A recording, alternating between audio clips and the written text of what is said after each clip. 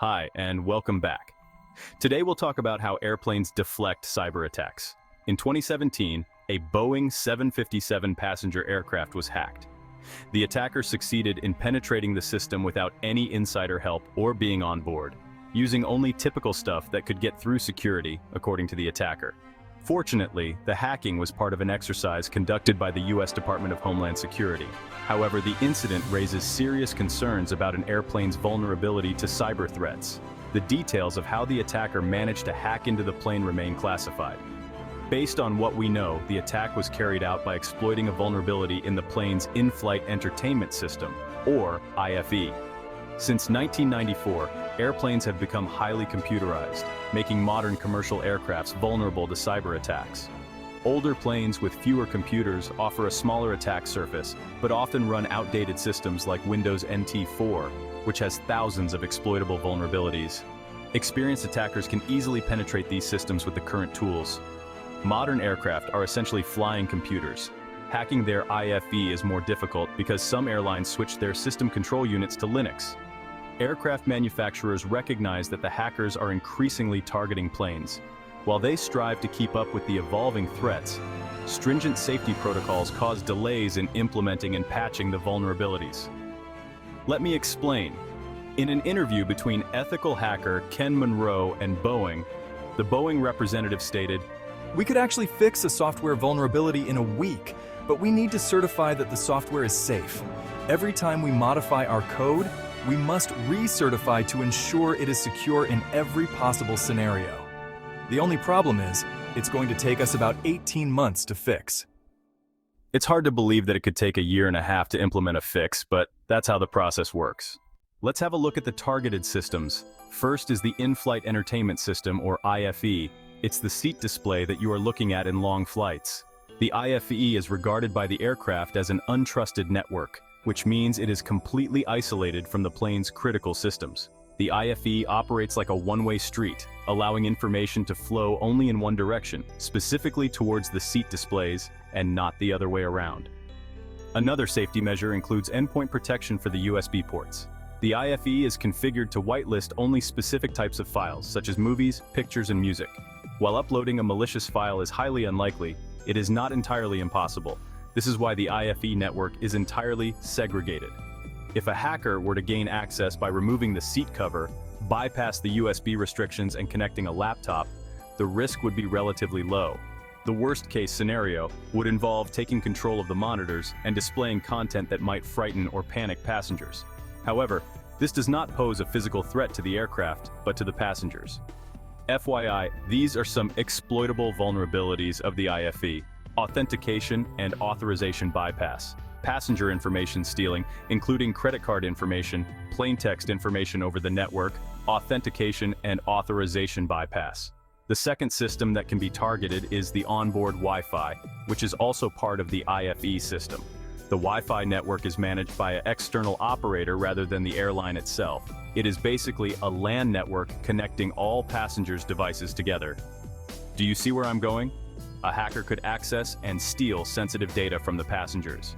Additionally, a man-in-the-middle attack could be used to intercept and eavesdrop on data in transit. Overall, while access to a plane's Wi-Fi network might provide a hacker with various opportunities to disrupt services or access the passengers' data, the direct impact on flight safety is minimal due to rigorous security measures and system and network isolation. Let's draw the line. While the IFE system could potentially be hacked, it does not pose a danger to the aircraft itself. The IFE and Wi-Fi are the most vulnerable because they are always exposed to the passengers. Next target might be the pilot's aircraft certified electronic flight bag, or EFB. This is an electronic information management device that helps the flight crew perform various management tasks and calculations.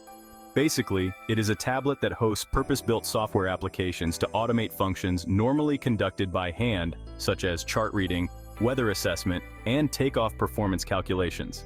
While the EFB has built-in security features like password protection, encrypted communications, secure boot, and VPN, it is the human factor that can compromise its strength. The EFB is intended for use only in the plane's cockpit, minimizing the risk of shoulder surfing. Another threat is that not all EFBs have whitelisted applications, allowing unauthorized software to be installed. Another one, EFBs can be targeted by juice jacking if connected to public charging stations. And another one, not all EFBs are connected to an MDM system. Ultimately, the airline decides how to protect the EFBs. If the EFB is compromised, a spare one will be used. Keep in mind that all the crucial information needed to fly the plane are also stored in the plane's flight management system, the FMS. The crew is trained to manage without the EFB by resorting to the reliable pen and paper method. They are trained to gather information from multiple sources and not rely solely on one. The next targets might be the GPS, TCAS, VHF, and ACARS. TCAS stands for Traffic Alert and Collision Avoidance System. Its purpose is to protect airplanes from contact with other aircraft during the flight. If TCAS detects nearby aircraft, it prompts one to descend and the other to climb. However, it's not impossible to create a fake TCAS account and send information that something is flying in the path of an aircraft. That would make the plane take evasive action. Why such fake signals could be dangerous? While the plane is trying to avoid a fake obstacle in its way, a rapid climb or descent would be unpleasant or even dangerous to passengers. One test on an aircraft simulator showed that 3 fake aircraft signals may cause a climb of over 3,000 feet per minute. Furthermore, pilots may believe the system is malfunctioning and turn it off, significantly reducing the aircraft's safety. The most and sadly known accident involving TCAS and the flight crew took place in 2002. The tragic aviation disaster involved a head-on collision between a Tupolev passenger plane and a Boeing 757 cargo jet over southern Germany. Both aircraft were operating under air traffic control, but a miscommunication and a failure by one plane to follow an automated collision avoidance instruction from TCAS resulted in the loss of all 71 people on board. This accident highlighted the importance of clear communication and following safety procedures in air traffic control and onboard systems. Although this was not a hacking incident, I wanted to highlight the fact that the messing with TCAS can lead to tragedy. Keep in mind that pilots do not depend solely on one instrument. Common sense and extensive training enable the crew to handle such situations effectively. Valuable lessons have been learned from this tragic incident. Next is GPS manipulation that includes spoofing and jamming. Spoofing involves broadcasting a false GPS signal while jamming disrupts the signal. In December 2011, a Lockheed Martin UAV was captured due to GPS spoofing. It landed in Iran instead of its home base in Afghanistan. Not cool. Another example. In March 2024, a 63-hour GPS jamming attack, likely by Russia, disrupted navigation for hundreds of aircraft in the Baltic region. Airplanes have redundancies like multi-sensor navigation systems and cross-checking mechanisms to flag compromised signals. Newer GPS receivers have anti-spoofing algorithms, and pilots are highly trained to handle these situations, so no problem.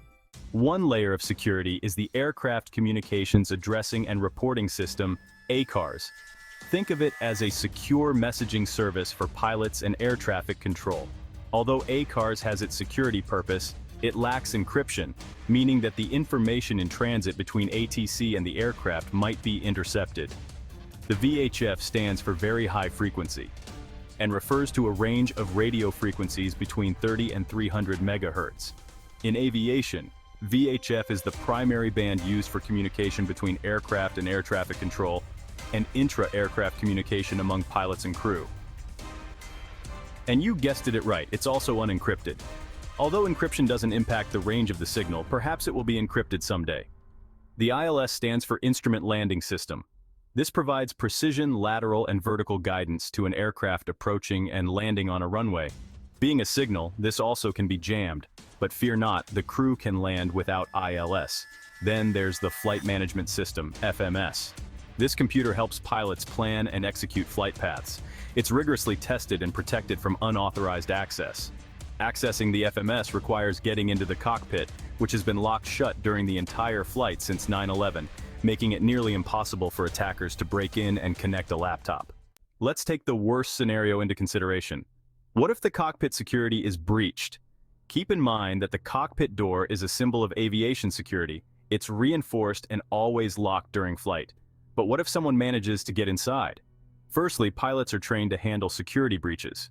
They have procedures to follow, including ways to alert authorities and maintain control of the aircraft. Secondly, modern aircraft have autopilot systems that can maintain flight even if the pilots are incapacitated. This gives time for authorities to respond and ensures the plane doesn't simply fall out of the sky. Okay, in this situation, we all wonder, can the attacker just plug the laptop into an airplane's systems and wreak havoc? Well, the FMS uses proprietary protocols that aren't compatible with consumer laptop interfaces, so connecting it without a sort of adapter or API is a dead end. Your everyday laptop simply doesn't have the capability to interface with these complex systems. Even if he could somehow establish a connection, the airplane systems have layers upon layers of security protocols that would prevent any unauthorized access or modifications. Think of it like trying to fit a square peg into a round hole. The two just don't match up. But let's imagine they bypass all that. Any interaction with the FMS demands secure, aviation-specific authentication. Each aircraft and airline tightly controls access. In short, while it's theoretically possible for a laptop to be used to upload malware to an FMS, the practical barriers make it extremely unlikely. The FMS's isolation, unique protocols, strict access controls, and regulatory standards effectively prevent such breaches. Okay, if you cannot connect a laptop to the plane, how about a USB stick meant for updating maps and software? Again, the answer is no, because of the in-flight restrictions and the physical security. Those FMS USB ports are not accessible during flight. They are locked away or require special tools and authorization to access. So that's a no-go. A not-so-fun fact: a decade ago, a flight management system, an airland system, and an ACARS system surfaced on eBay. Those could have been bought and reverse-engineered. In conclusion, the idea of hacking an airplane through Wi-Fi or a laptop is a popular one in movies, but the reality is far more reassuring. Hollywood often dramatizes these scenarios, but in the real world, the aviation industry is a step ahead. Airplanes are designed with multiple layers of security, from physical barriers to sophisticated software and communication protocols like ARINC 653 and the DO 178C. These measures are constantly updated to counter new threats. While no system is entirely foolproof, the aviation industry has made substantial strides to reduce risks and ensure passenger safety. So, the next time you're enjoying onboard Wi-Fi, rest assured that you're not inadvertently hacked by a Hollywood hacker. The systems in place are robust and designed to protect you. Sit back and enjoy the flight if you can. Stay vigilant, stay secured. Until next time.